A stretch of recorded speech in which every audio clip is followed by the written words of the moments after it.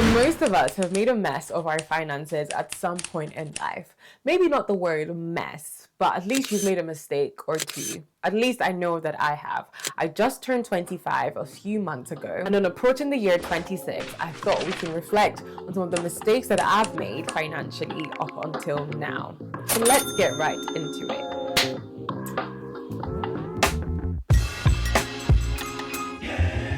So the first mistake that I've made is not investing consistently. I was privileged to have the access to the knowledge of investing in the beginning. To be honest, I feel like over the years, my knowledge of investing has grown and is still growing.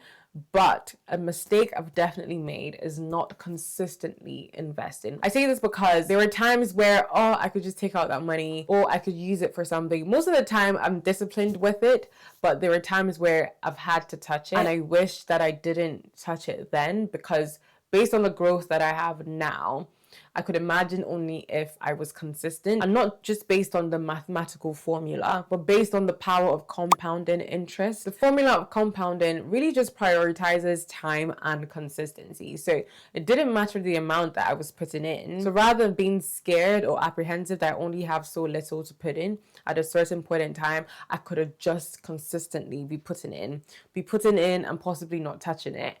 That would have definitely allowed me to maximize the compound interest that was available to me. There's still time, but however, if I had started this much earlier, consistently investing, I definitely would have seen way more growth than I am seeing today. I did have a system, but not a system that I was committed to, or not a system that clearly worked for me. So I wish that I was committed to a system that even if I had to touch the money, because emergencies do happen. Well, firstly, have an emergency fund separate, but emergencies do happen where you might unfortunately just need to touch your pots of money wherever they are kept. But even if I had to touch it, to still maintain the habit of putting something in monthly, because it doesn't matter if you have the lump sum later, compound interest then is at your better benefit when you are depositing it consistently over time. So not investing consistently is definitely a mistake that I will not be making if I was 20 again. So the second mistake that I've made in my 20s, now this is up for debates because I have arguments for both sides,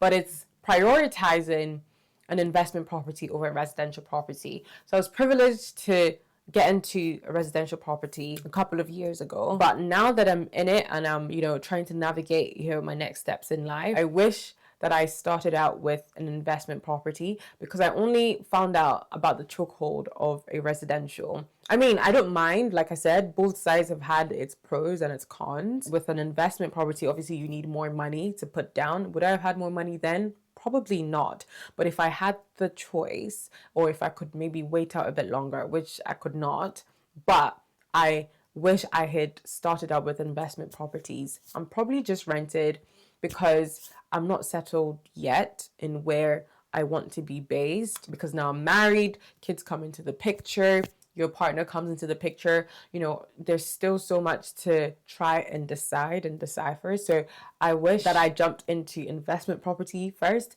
rather than residential property first. But now with that knowledge, I definitely wouldn't be rushing my final residential property as a family. I would prioritize investment properties, because at the end of the day, when you are buying a property, you're just locking the money in. So the only way that it's going to not be a liability is when it's an investment property. Obviously, liability with, a balance, because obviously it's your secured roof over your head, but it's still a liability if you have to look for a way to pay it off monthly, versus if it was an investment property where your money is still locked in. However, you're able to secure some sort of cash flow from it and still secure capital gains from it.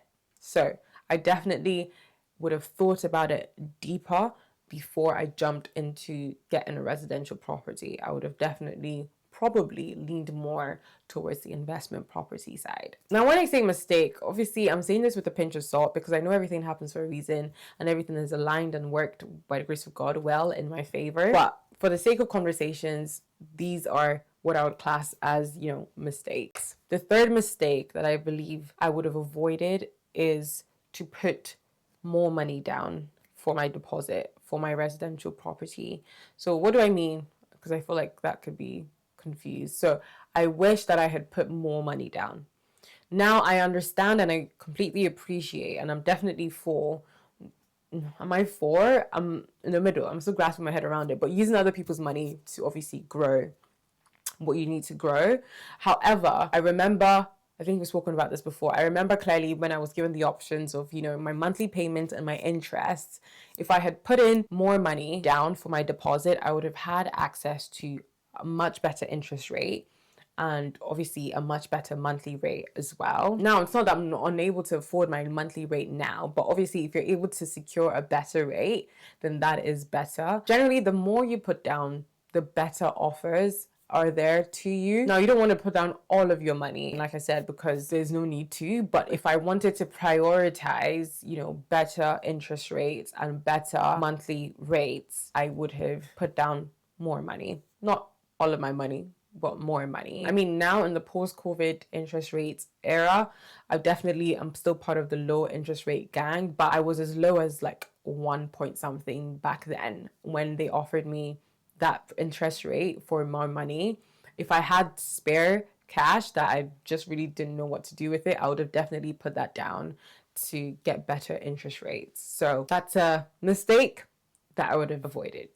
The fourth mistake that I would have avoided in my early 20s is definitely reducing monthly outgoings. Oh my goodness. The chokehold of paying for things monthly is actually chokeholding. It's actually like strangling. So now I'm definitely trying to pay off things more annually where I can. Or if I can't afford it, I just leave the damn thing. No need. Unless it's something that would yield positive results, I am not interested in being chokehold by a monthly payment. Most of my phones are popped on a monthly payment. I know some people see phone as just like an expense, like like your rent, you just pay it monthly anyway, but the interest rate is what annoys me. Every time I get to the end of my 2-year 24-month contract, I'm like, why have I paid so much and the phone isn't worth that anymore? Obviously with things like car, spreading like your payment. Now, if it's manageable, and it would always be obviously manageable to pay things monthly, but where you can, try and pay things annually because it is cheaper. It is cheaper in the long run because interest rates aren't choke holding you, but also because if you have so many things, they're just things that we have to pay monthly. You have to pay your rent monthly, you have to pay your mortgage monthly, you have to pay your bills monthly. So being able to reduce those monthlies is just so mentally freeing for your mind. Whereas if you had everything on a monthly, it definitely would stifle how much you can do with your money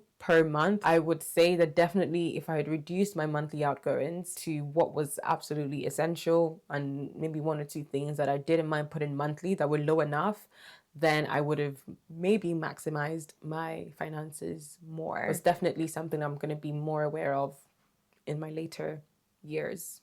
The fifth mistake, definitely, hands down, is spending less cash. I'm sure I can count how much cash I've spent in the last 5 years.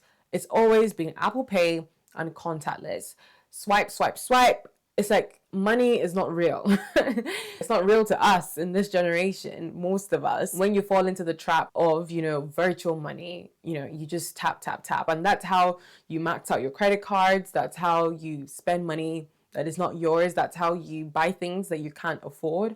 But I imagine if I actually had cash, if I was actually saving in like envelopes and saying this envelope is for food, this envelope is for luxuries, and just once that finishes, that's it, like I feel like if I spent more cash, if I felt more money in my hand, it probably be more difficult for me to spend £100 on something, like spend £100 on this, spend £100 on that. If I had £100 in my hand, girl, boy, I'd definitely be thinking about where that money is going more than if I had to swipe £100. Spending less cash has definitely, I think, impacted the way I see and visualize money. I'll definitely see if I can work better with cash going into my later 20s and beyond and see how that affects my finances. I definitely think it makes it more real and it would kind of instill some frugality because it's like, oh yeah, do you get what I mean? Spending less cash, definitely a mistake that I've, fallen into based on the design of society.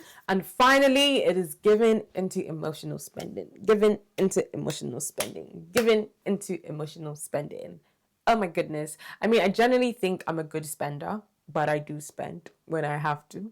when I feel like it's needed, but in those needed times, I definitely have had my emotional spending moments, and it's okay. It's fine. But if I had to move the clock back, I'll definitely reduce emotional spending, where I'm not really thinking about the need before spending, where I'm thinking about the essence before spending, where you're thinking about trying to impress another person. Girl, it's not worth it. So I would have definitely not spent emotionally as much as I did. I don't think I did spend a lot emotionally. I don't remember, but I definitely know it was part of my early years, and that would have definitely saved me some coins if I didn't succumb to my emotions. But yeah, I don't know. I think that's most of it. That's all I could put down on paper today. Let me know, does any resonate with you from some of my mistakes I've made financially? If none resonate, which one pops to mind? What financial mistake would you want to share with us so that we can learn and move on to be better as we get older and age gracefully? Thank you so much for watching this video. If you like this video, then check out my channel for more videos like this. And until next time, I will see you in the next one. Bye, guys.